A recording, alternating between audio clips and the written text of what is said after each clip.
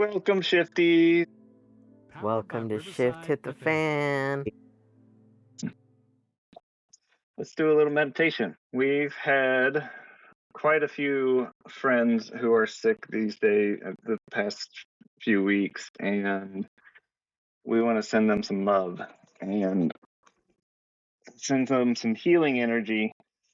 And whoever whoever you have in your life that's not feeling, is just having a hard time, let's put them in the collective energy here, and we're gonna follow along with us, and I'll guide us through a little meditation. So wherever you are, just find your seat. Maybe you're standing or walking. Find whatever's supporting you, supporting your body, and just ground yourself in it.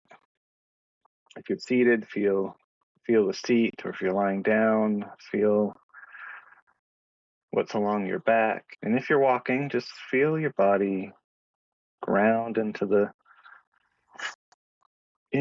earth with each footstep. And then as you stand there, or as you lay there, or sit there, bring attention to the top of your head, and just allow your head to feel anchored into your neck. Feel it relax, as if it's on a pedestal, but it's stacked. And then going down, feeling your neck and how it rests on your shoulder, on the top of your back.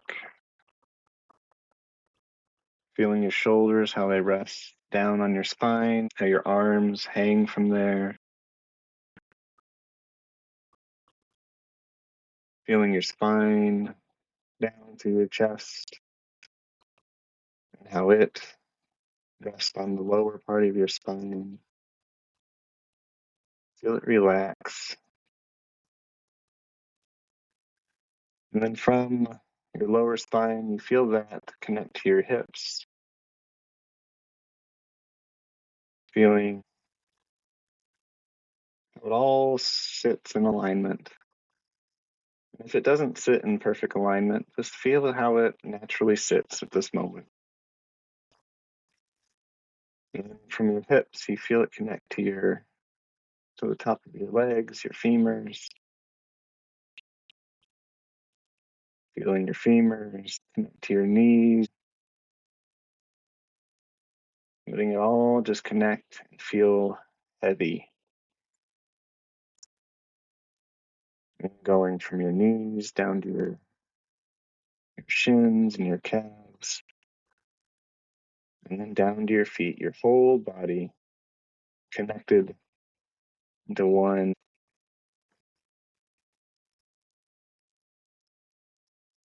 And as you feel that connection, that relaxation, the grounding of your body being supported by the earth in whatever way, shape, or form,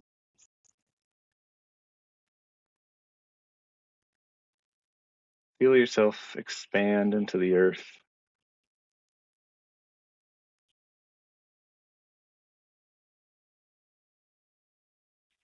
And as you expand yourself into the ground, you feel those who are sick or needing help. Feel all of them and everyone that you want to bring into our circle. Feel everyone connected into one big circle. And as we connect and hold hands in a circle, just imagine a light of energy flowing through each one of us as we hold hands.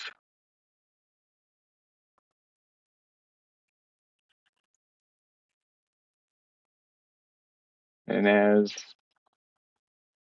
as we hold hands and as we feel that light connecting each of us, we feel that light start to stretch into the center.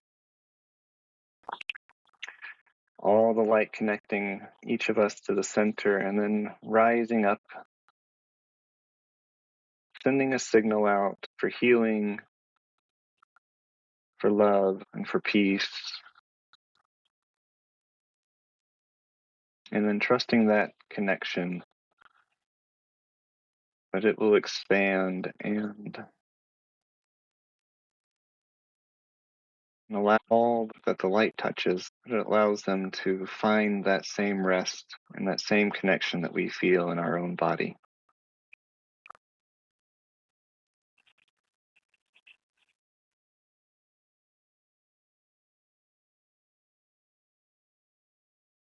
All right. Coming back to, we'll come back to our podcast here.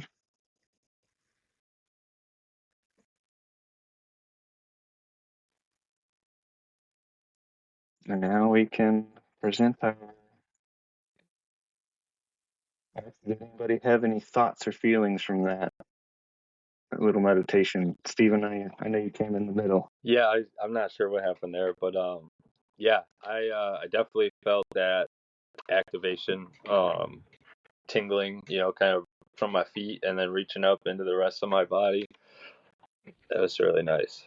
Um, I've been trying to take more time recently to just focus and put my attention on different body parts and organs and give them thanks, honor them, and really just connect to the body. So that was perfect. I appreciate that.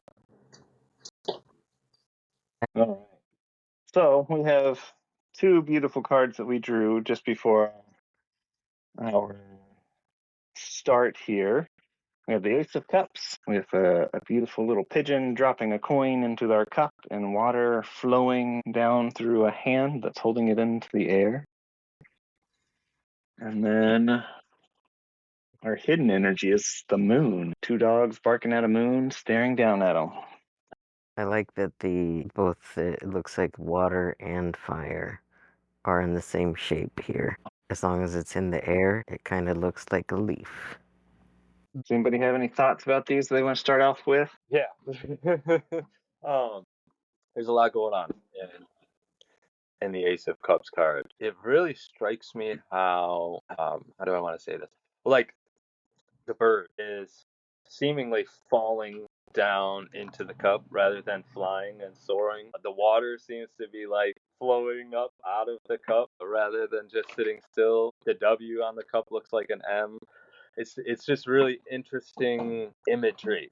I'm not sure. It brings up a weird feeling in me. It represents for me kind of the state in life that I'm in right now, going against the grain and, kind of against the norm and setting a different tone than most people in my family, constantly, pouring out and then putting back in. And sometimes everything seems discombobulated and crazy and like it doesn't really fit or work together. However, the cup is being presented. And so will I take that crazy wild cup, that doesn't make sense to our logical brains? No, will I drink from that cup or will I just keep trying to analyze it and try and figure out why it looks so strange? Yeah, we had some conversation a little bit about that too. Just that feeling of like owning yourself, in my, just for me, owning myself and owning who I am and who I want to be, instead of like hiding from my family and saying, this is what's going on, only telling the good stuff, only telling what they want to hear, only telling the things that fit their culture. Just being honest and saying, yeah, this is what's going on in my life. And yeah, I'm not really attending church at the moment because I don't know if I align with that. And I don't know if I align with all these other things that I've lived with for my whole life. And I think that was something that brought me to kind of the LGBTQ community and felt like I related with them. Is because I felt like they had that same dynamic of like, I don't fit into what the culture and society wants to fit in. Like, tell me how I need to love or live my life. And so I think that for me has been a really big part of what it is that I want to represent in life is this acceptance that people are who they are and they have a choice, and our freedom to choose the way we want to live is hugely important. And I think, like you're saying with that cup's like almost rejecting the water out, but in some ways it's just like life ever flowing out of there. And there's like that dove is that inner peace flying in, and what's flying out is just all the water, that the goodness that you can give for just individualizing, for just being who you are and who you want to be, and just being you. You know, my grandma and I were having a conversation last night, and I was like trying to tell her, like, I was just trying to figure myself out at this time. And then she asked me, well, who are you? I'm like, I don't know, I'm me. Like, I don't like that. Why do I have to have some sort of definition of me other than I just exist and I'm experiencing this life? And all the stuff that I'm collecting doesn't need to define me. It's just a part of this experience that I'm having right now. And so I think that's kind of what I feel with that card, is just that, in that alignment of getting to express yourself in the form that you are at this. Interesting that what I thought of is like, as you were talking, for some reason, because growing up Catholic, this is like this is what the priest used to do, is dip the bread into the wine, hand it to you that way, either hand it to you or put it in your mouth, but you're receiving the blood and the body of Christ. And it's interesting that I hadn't thought of that before until this, until listening to you guys, and I don't know why. But yeah, those are also things that it doesn't look like it should be shooting out like spaghetti, like there's a fountain in there or something. I just would see like a cup overflowing, but these are like those fire hoses that goes from one level to not the hose, the pole, the fireman's pole, straight down. It's funny that you see different imagery depending on what you're going through in life. So for me, when I immediately looked at it, I was like, oh, there's my win, you know. And then y'all are pointing out all these other things that, oh yeah, it shouldn't make sense that it looks this way. I don't know about shouldn't make sense that it looks that way. It's just the way it looks to you. Yeah, but if you study it, it's like, yep, that, with the laws of gravity, but with the blood and the wine, I thought of either like you're getting the full, like the full manifestation of a thing in this gift. Like whenever we receive an idea, it comes fully fulfilled. We just gotta align with it. So no matter what wonkiness comes, no matter what it looks like or how it appears from that moment before we're actually ready to receive it, it's fully complete with the weirdness and all, which is something that actually I think came up in a conversation with you, Stephen, last night. Remember, as I was telling my story, I was like, this whole time, I've been actually being conditioned for this. It's like I didn't have that desire initially, or I didn't acknowledge that I had the desire because I didn't see it as feasible. Like my desire lately to be professionally a funny person, right? In a storyteller kind of way, because I love that kind of comedy. And that wasn't a desire. That didn't start being a desire to be a storyteller until I was probably in my late 30s, and never would have occurred to me. It's like I needed to have all these other things developed first. I needed to have all these different desires first to pursue those, and then this one would present itself. Even though I've always been like obsessed with comedy, I've always like really liked it. We've always been jokesters in my family. It's like, so it's always like the love of comedy, of that art, has always been with me. And that's part of why I never thought I would ever pursue that, because my family's funny. Like they're all funny. That's just my natural environment. Like and we would roast each other, which is why it's really hard to offend me.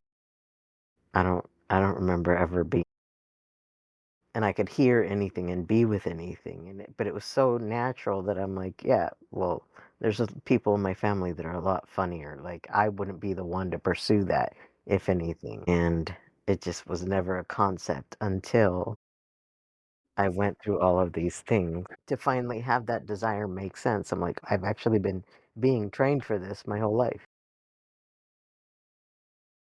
and everything along the way has been a gift, which is it's a gift here. It's you're being given your purpose, your whatever, just the thing that you should be doing, not necessarily a purpose. I don't know if I believe in that there's a purpose. It's just like whatever you want to do, just go after it. But yeah, I like the reference you used of the communion. Um, because I think of it as like if we take, you know, Christ, the title, and kind of attach it to like a state of being and consciousness, we are taking that in. We are trying to mold and be in that state, which I think, as we said last night, that requires sacrifice. It requires pain and hardship, and yet, here we are, still loving and caring and not letting hate have a seat in our hearts. Yeah. I love that you mentioned sacrifice too, because for me, that's the because like the sacrifice that you give to magic is solace, and that is so perfect for a comedian, because you don't know that your jokes are going to land, and they're not going to land with everybody. And there's so many comedians right now being offended and going, taking their joke and being like, I'm being canceled for this, rather than realizing that that's the nature of comedy. Yeah, the nature of comedy, right? That's people forget it because now they have cancel culture to blame because they're on whatever thing instead of accepting that there is a nature to us to this thing to this art that I'm pursuing, that not everybody's going to like it, and you can't get upset that certain people don't like it. You bringing up the wine and the bread, the way, so in my church we always watch as the priests break the bread, and like the breaking of the bread is a pretty significant portion of the sacrament for us, and so that sacrament, I've always thought of like breaking the bread of like breaking the body, breaking like this physical nature down, having this need to break the physical condition that we're almost trapped in, and so that's kind of how I see that. And so when we think about like the cancel culture, we think about these things where we're trying to correct uh, society, or we're trying to correct ourselves, or we're trying to correct this thing that's going on. I think in some ways that correction is like the breaking of the bread, the breaking of the body, the breaking of the physical form. And at the same time, the intolerance of someone else's condition also can be a form of conditioned state. So I think sometimes breaking the physical form is also just being tolerant and accepting that someone's different, or someone isn't able to see things the same way as you. And so I think it's kind of looking at like, what is your current condition, and are you willing to settle down and break that, and be broken, and change and bend and find new ways of existing? But also kind of going back to what we were just talking about earlier of who are we? Like, who is it that we want to be, and can we accept that's who we want to be? Can we stand by the fact that we want to exist and experience this life in the way that we want to experience it? Oh, whoa, sitting up. I realized I had a card sitting on my lap. and I pull it out and it's death. Solid card as we talk about the death of Christ. Right. Fits in with Exactly. sacrifice and Eating breaking his of the body and body. blood. Yeah. The moon. It feels like the moon looks like the sun right here, right? So it's almost like what was hidden. Because in saying what I said, everything comes in the whole package. Like when you receive an idea, it comes fully formed with the fulfillment already. And then you just pursue it, whether you like it or not. And so this is like the realization that what was hidden has now come to light. So what was hidden about this, you can see it now. That's what came to mind. I like that view of the moon being like shining on the shadows. That's the dark side of the earth, and the moon is shining on that. It's reflecting the light on what's hidden. And I think that's a beautiful way of seeing that. That's the brightest moon I've ever seen. It looks like daytime out there. Yeah. It's practically a sun. Mm-hmm. It's interesting too, if you take the W from the Ace of Cups, it looks very similar to these two pillars. This version of the moon always reminds me of like transformation, as in like werewolves, because we have these dogs, or maybe perhaps these wolves that are howling at the moon. And for me, I just keep thinking of they're going to transform, like they've transformed from their human form into a wolf. And so kind of seeing that as like the shadows, like having to shine light on our shadows kind of helps us transform. And perhaps if we take the thought of the werewolf transformation, there's that transforming into the demon, the Jekyll and Hyde, the dark sides of us, the things that we don't like. I think we need to shine light on those dark sides of us so that we can start to see where, kind of going back to the same thing that Stephen and I were saying, what is it that, or what experience do we want to have, and how do we want to exist in this life? And I don't think there's any one right answer to that.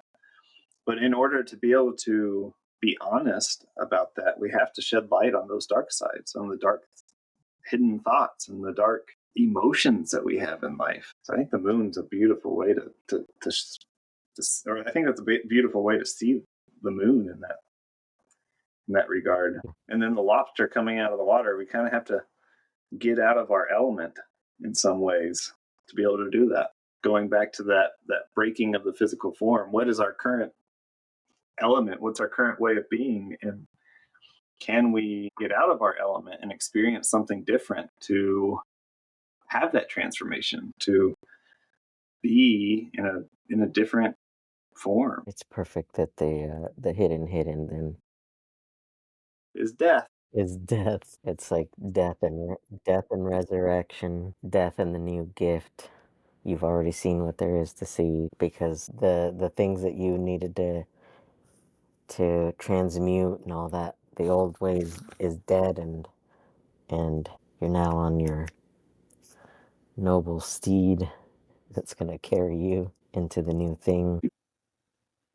Being carried into your new life, transforming lead into gold, and death is a part of that. Absolutely. Transformation, yeah. For transformation, you gotta die. Mm-hmm. Put off the old man and put on the new. That's actually something I was thinking about, like right before we started the meditation. These meditations that I've been doing. I don't even know if it's that. Something like reminded me to be divinity, to be, one with everything, to experience myself as one with everything. And that means, as we've said before, is like not excluding anything. I am the villain, I am the tyrant, I am all of that. And death and destruction, I'm health as well, and all this stuff. So it's like I've been trying to put myself in all of those spaces, in the most uncomfortable spaces, and this in the visualization that I saw. So it's like oneness with the earth. Like, how am I healing as the earth? How am I healing the issues of the world? And what I saw in the meditation is is literally every single person on the earth holding hands together. Like everybody's just come out and we're all holding hands, which is going to be healing for all of the people who are suffering so much that they've just completely dehumanized everybody else. So it's like reconnecting those parts of myself that are so far gone from humanity, from wholeness, because they've have themselves as separate. They're the lost sheep. And the meditation was so powerful that even the animals started to come into it. Like, whales would pop up, killer whales, all of these, the sharks, all of these beasts that you would think this is going to eat me. They come in and joined, which I wasn't expecting. I was expecting to see just the people, but because of the energy, they also wanted to join in on it and be a part of it, which is really cool. I mean, phew, how many ails and ailments and, loneliness, all of these things that might be alleviated, by just compassion. It really reminds me I need to spend more time every day just putting that energy out there, sitting in that reality, where humanity is. It's hit that tipping point of awakening, where the collective is now just taking this all on and surging up. And how can I foster that peace and that unity and that mindset? Where's my judgment at? It's like the conversation we were having last night, Stephen. I wonder if that's what inspired it. This vision, when I was saying, the way that I treated my friend, who the people that knew this friend would have said they're evil, they're pure evil, just the way that they treated people, the way that they thought. But what I would see is this child that was abandoned by their parents, so they didn't know how to love. And my response to their violence was love, unconditional acceptance. And they were able to heal from that. They were able to learn how to love because of that. Yeah. And I would say that is taking the cup, right? You took the cup, you saw through the surface, and you reached into love, and you healed, and you were there, you were present. That's the communion right there. That's how we are touching the Christ consciousness. You self-sacrificed and gave and just poured into those kids, to great effect, I would imagine. Lifelong great effect. You were a beacon of light in darkness. And it didn't even feel like a sacrifice then.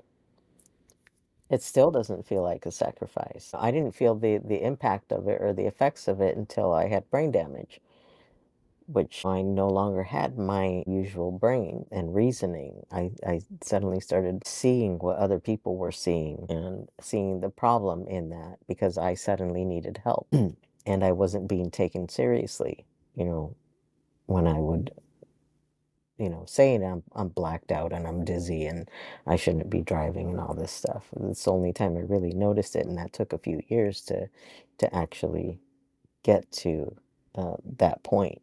Because before then, it was just dealing with another human being who needs it. It wasn't a sacrifice. It was, I knew I was gonna grow from it myself, but it also was just like it wasn't even a problem. It didn't occur, like all I could see was the pain that they were experiencing and wanting to alleviate that, wanting to help guide them through it. Even though I'd never been through that kind of pain, I didn't understand it, but I'd done enough work where I understood the human condition enough that I could guide from that. Like, I would get into arguments purposely because I knew they like to argue, right? Because I knew that that was their one way to connect. Because I don't know if, I think we've talked about this before, where like you've got to meet people where they are, not where you are.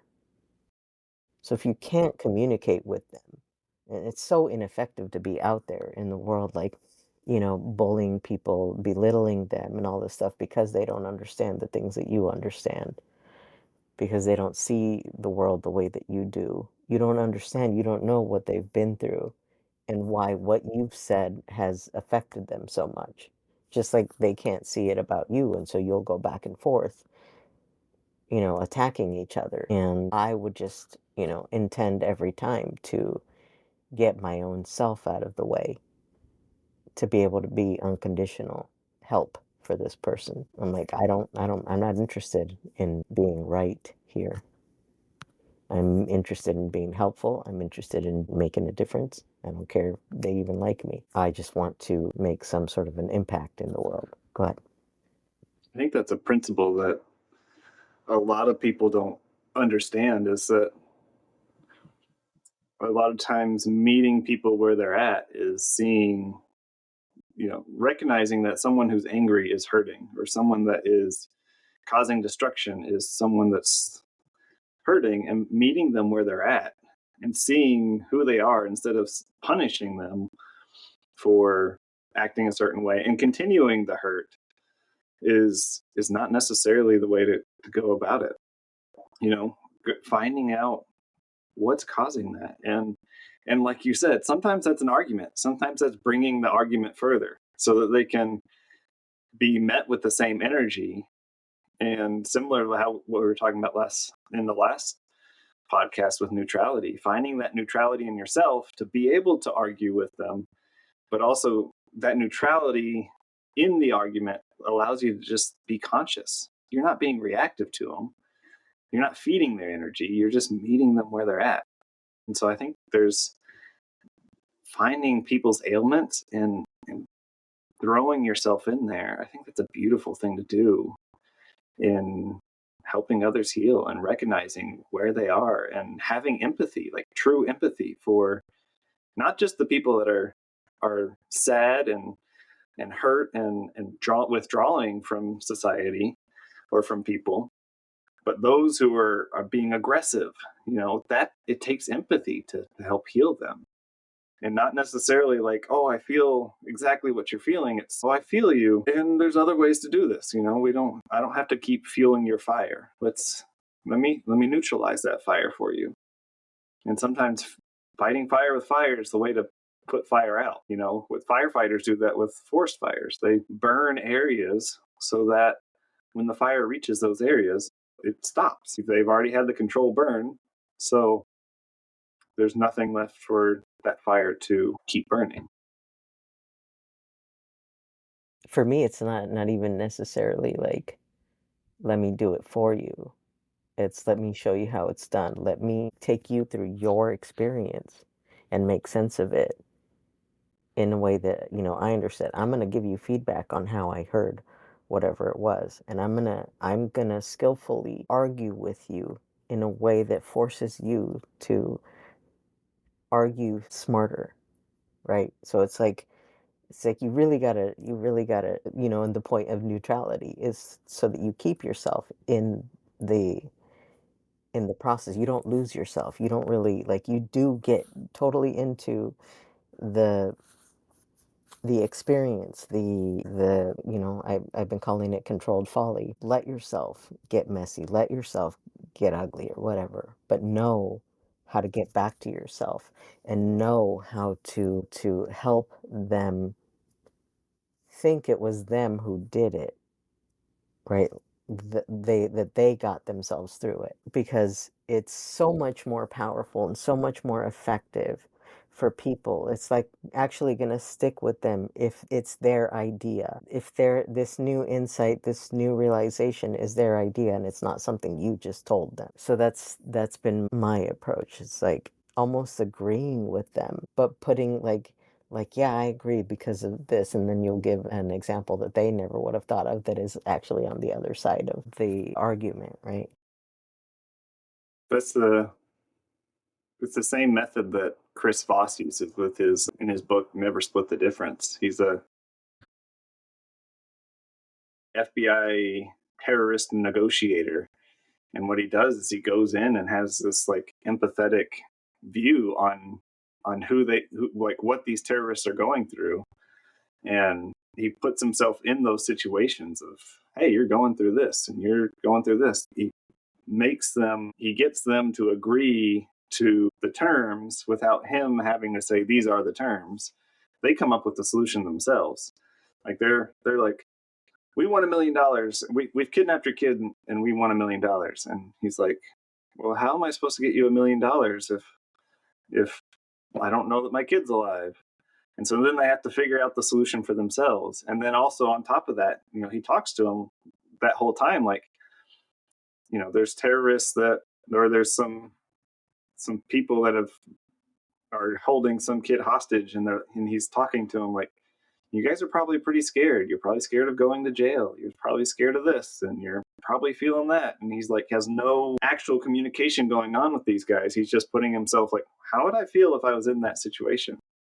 And then starts having that empathy for those guys. And then, a little while later, the guys finally come out saying, yeah, everything that you were saying was like right on par. And we didn't want to come out. And now we don't want to make this even worse than it is. But having that ability to just put yourself in their shoes and help them solve their own problems is a beautiful way to heal people. Yeah. And it's so much more empowering for them to have come to that conclusion. Much like I said, it's going to last longer. It's going to make a real impact in their lives because, they were able to problem solve in a tricky situation in a way that they weren't before, which is what I think changes hearts and minds. Like, people have been giving up on other people, saying like, oh, there's no hope for them. Well, that's because you haven't talked to them, from where they are. You haven't experienced what they've experienced. You don't know what they're going through because you only know what you're going through. And that is kind of the door opener, right?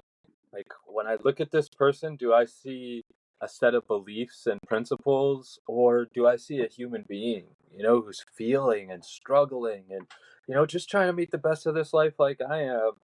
Man, how that shifts the conversation from, oh, well, this and this and this to, a real genuine connection. I'm able to really see this person now, and I'm not worried about what I'm going to say next or anything like that. I'm worried about just meeting them where they are, trying to understand them in this moment.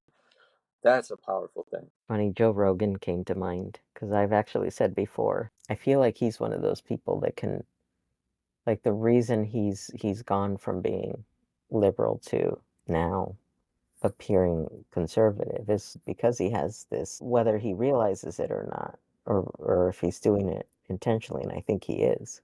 It's like being able to reach these people because he can call stuff out and they're actually more willing to hear it because he's like playing dumb a lot of the times on these. Like, if he doesn't really know, he doesn't really do the research because the people he's talking to don't really.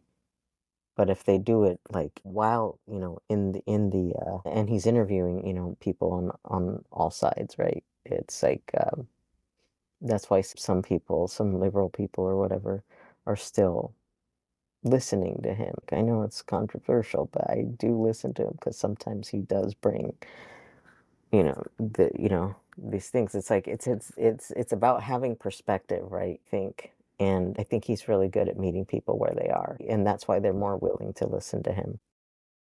Yeah, I think the way he approaches all of his podcasts is really beautiful, just because it's like he'll take anybody who's out there and he'll turn it into just this beautiful conversation of just interrogating them about their beliefs and who they are and what they believe in, and like, what about this and what about that, and I'm like, oh, I thought this, and then the person goes on and explains something different.